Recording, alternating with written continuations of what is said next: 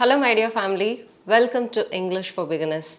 இன்னைக்கு English for Beginnersல நம்ம என்ன பார்க்க போறோம் அப்படினா உங்களுக்கு ஒரு விஷயத்தை செய்யிறதுக்கு எவ்வளவு நேரம் ஆகும் ஏதாவது ஒரு பர்టిక్యులர் விஷயத்தை செய்யிறதுக்கு இதுக்கு எவ்வளவு நேரம் ஆகும் இல்ல இதுக்கு நீங்க எவ்வளவு நேரம் எடுத்துக்கிட்டீங்க அப்படின்றத இங்கிலீஷ்ல எப்படி கேக்குறது அப்படின்றத இன்னைக்கு நம்மளோட lesson. If you are ready, let's get started.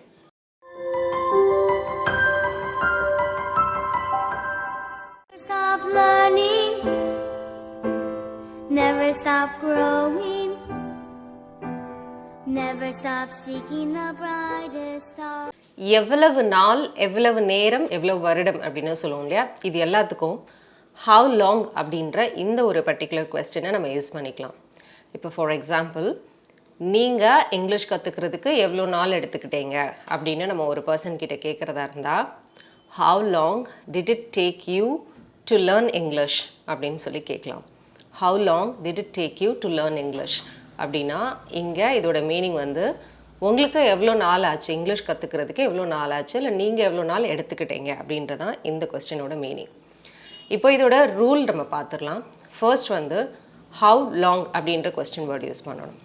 Next did it take you உங்களுக்கு எவ்வளவு நாள் ஆச்சு அப்படினு சொல்லி கேக்கும்போது this is actually past tense. fluent-ஆ இங்கிலீஷ் பேசுற ஒரு पर्सन கிட்ட நம்ம கேக்கும்போது அவங்க ஆல்ரெடி நல்லா கத்துக்கிட்டாங்க. சோ இது வந்து பாஸ்ட்ல கேக்குறோம்.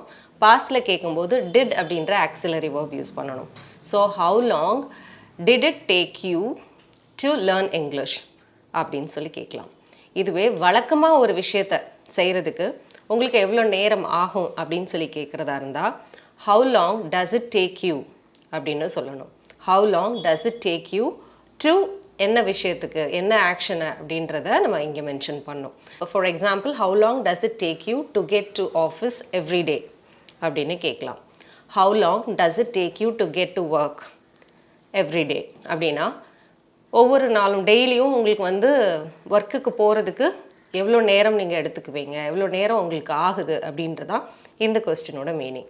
சோ வழக்கமா எவ்வளவு நேரம் ஆகுது உங்களுக்கு அப்படினு சொல்லி கேக்கும்போது does it அப்படிங்கற auxiliary verb நம்ம யூஸ் பண்ணனும். இதுக்கு நீங்க எவ்வளவு நேரம் எடுத்துக்கிட்டீங்க ஏதாவது ஒரு பர்టిక్యులர் ஆக்ஷன் முடிஞ்சத பத்தி நம்ம சொல்லும்போது how long did it take you அப்படினு சொல்லணும். இதுவே ஃபியூச்சர்ல கேக்குறதா இருந்தா நீங்க எவ்வளவு நேரம் எடுத்துக்குவீங்க அப்படினு சொல்லி ஃபியூச்சர்ல கேக்குறதா இருந்தா how long will it take you அப்படினு சொல்லணும். So does is for present tense, did is for past tense and will is for future tense. Okay, auxiliary மட்டும் சேஞ்ச் பண்ணிக்கணும். இப்போ இதை யூஸ் பண்ணி நம்ம மல்டிபிள் क्वेश्चंस பார்க்கலாம். So number 1 in our list is how long does it take you to get to work? How long does it take you to get to work? This is in simple present tense. உங்களுக்கு office போறதுக்கு எவ்வளவு நேரம் நீங்க எடுத்துக்குவீங்க அப்படின்றதா இந்த क्वेश्चनோட meaning. Number 2, how long did it take you to learn English? How long did it take you to learn English அப்படினா நீங்க English கத்துக்கிறதுக்கு எவ்வளவு நாள் எடுத்துக்கிட்டீங்க அப்படின்றதா இந்த क्वेश्चनோட மீனிங். சோ இந்த மாதிரி क्वेश्चंसக்கு ஆன்சர் எப்படி சொல்லலாம் அப்படினா it took me 9 months. எனக்கு இங்கிலீஷ் கத்துக்கிறதுக்கு 9 months ஆச்சு அப்படினு சொல்றதுக்கு past tenseல சொல்லும்போது it took me 9 months அப்படினு சொல்லணும். Okay? Number 3 in our list is how long does it take you to prepare breakfast in the morning? காலையில உங்களுக்கு பிரேக்ஃபாஸ்ட் ரெடி பண்றதுக்கு எவ்வளவு நேரம் நீங்க எடுத்துக்குவீங்க அப்படின்றதா இந்த क्वेश्चनோட மீனிங். சோ இது வழக்கமா செய்யற ஒரு செயல் அப்படின்றதுனால does it take you அப்படினு யூஸ் பண்ணிருக்கோம். How long does it take you for எதுக்கு அப்படின்றத நம்ம மென்ஷன் பண்ணோம். How long does it take you to prepare breakfast? அந்த verb வந்துறணும் அந்த இடத்துல. How long does it take you to prepare breakfast in the morning?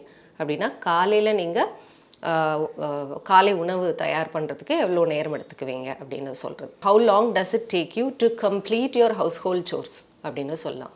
வீட்டு வேலையெல்லாம் முடிக்கிறதுக்கு தோராயமா நீங்க எவ்வளவு டைம் எடுத்துக்குவீங்க அப்படின்றதா இந்த क्वेश्चनோட meaning. Let's see some more examples. இப்போ வந்து நம்ம ஃபியூச்சர்ல பார்க்கலாம். இதுக்கு நீங்க எவ்வளவு நேரம் எடுத்துக்குவீங்க அல்லது ஜெனரலா இதுக்கு எவ்வளவு நேரம் எடுத்துக்கும் அப்படினு சொல்லி கேக்குறதுக்கு how long will it take அப்படினு சொல்லணும். will யூஸ் பண்ணனும் auxiliary here. So how long will it take to fix my computer அப்படினா என்னோட கம்ப்யூட்டரை ஃபிக்ஸ் பண்றதுக்கு எவ்வளவு நேரம் ஆகும் அப்படினு சொல்றது. How long will it take you to fix my computer அப்படினா நீங்க எவ்வளவு நேரம் எடுத்துக்குவீங்க அப்படினு சொல்லி கேக்குறது. So how long will it take?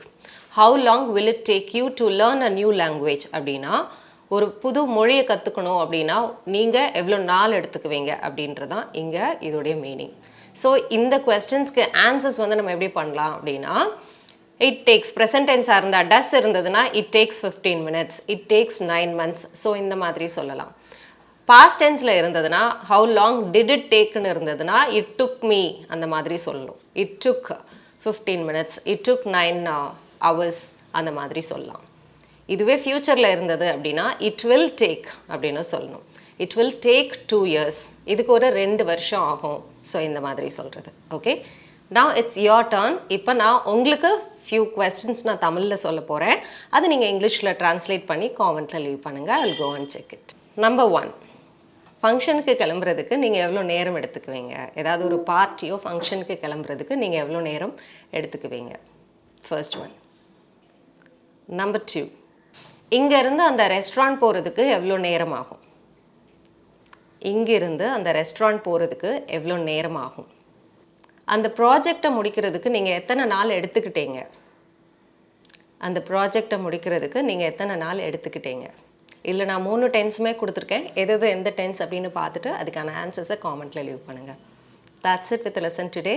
இன்னைக்கு லெசன் கண்டிப்பாக உங்களுக்கு ஹெல்ப்ஃபுல்லாக இருந்திருக்கும் அப்படின்னு நம்புகிறேன். இதே மாதிரி ஈஸியாக இன்ட்ரெஸ்டிங்காக நீங்கள் இங்கிலீஷ் கற்றுக்கணும் அப்படின்னா எங்களோட ஆன்லைன் அண்ட் ஆஃப்லைன் கிளாஸஸ் அவைலபிளாக இருக்குது. அதை பற்றின டீட்டெயில் வேணும் அப்படின்னா ஸ்க்ரீனில் தெரிகிற இந்த நம்பருக்கு காண்டாக்ட் பண்ணலாம். Thank you so much for clicking this video. I'll meet you soon with another interesting lesson in the next video. Till then, you take care. It's bye from Malar. See you. Bye-bye.